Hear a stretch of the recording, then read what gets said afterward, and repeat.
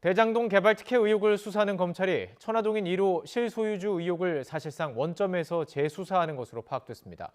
정영학 회계사의 녹취록에 등장하는 이른바 그분이 누구인지 다시 가려내겠다는 것인데 사실상 민주당 이재명 대표 측을 또 겨냥한 것으로 보입니다. 김다연 기자가 보도합니다. 천화동인 1호는 대장동 사업으로 1,000억 원 넘는 개발 이익을 배당받았습니다. 그런데 배당금 절반이 그분의 것이라는 화천대유 대주주 김만배 씨의 녹취록 속 발언이 언론 보도로 알려지면서 사건 초기 큰 논란이 불거졌습니다. 하지만 김 씨는 천화동인 1호는 본인의 것이라며 실소유주는 따로 없다고 의혹을 부인했습니다. 천화동인 1호 실소유주 누굽니까? 그거는 바로 접니다. 당시 야권은 성남시장이던 이재명 더불어민주당 대표를 그분으로 지목했고 검찰은 그분이 정치인은 아니라는 말로 논란의 선을 그었습니다. 세관에서 얘기하는 그 인물을 특정해서 하는 부분은 아니고 다른 사람을 지칭해서 하는 표현은 있습니다.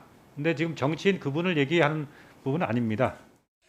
지난해 1차 수사를 한 검찰이 유동규 전 성남도시개발공사 본부장에게 개발이익 700억 원을 약정받은 혐의를 적용해 재판에 넘기긴 했지만 그분에 대한 뚜렷한 실체는 드러나지 않았습니다.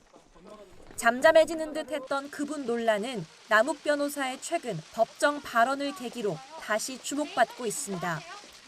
지난주 금요일 대장동 재판 당시 남 변호사가 증인으로 출석한 정영학 회계사에게 사업 지분을 직접 따져 묻는 과정에서 이재명 대표를 콕 집어 언급한 겁니다.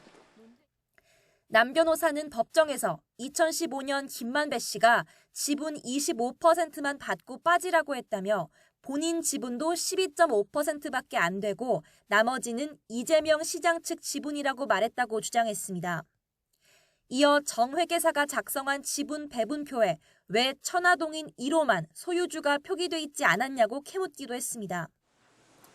대장동 사건을 재수사하는 검찰도 천화동인 1호 실소유주 의혹을 원점에서 들여다보고 있습니다. 검찰 관계자는 법정 발언에 대해 사실관계를 확인하고 있다며 대질 조사 등 필요한 조사를 진행하고 있다고 설명했습니다. 이 대표의 측근에게 돈을 줬다고 폭로한 유 전 본부장에 이어 남 변호사까지 이른바 이재명 끌어들이기에 가세하는 모습입니다. 배신감일 수도 있는데 제가 좀 착각했다는 생각이 많이 들었습니다. 검찰은 김용 부원장과 정진상 실장 등 이 대표 측근 쪽으로 배당금이 흘러들어갔을 가능성에 대해서도 살펴보고 있는 거로 전해졌습니다. YTN 김다연입니다.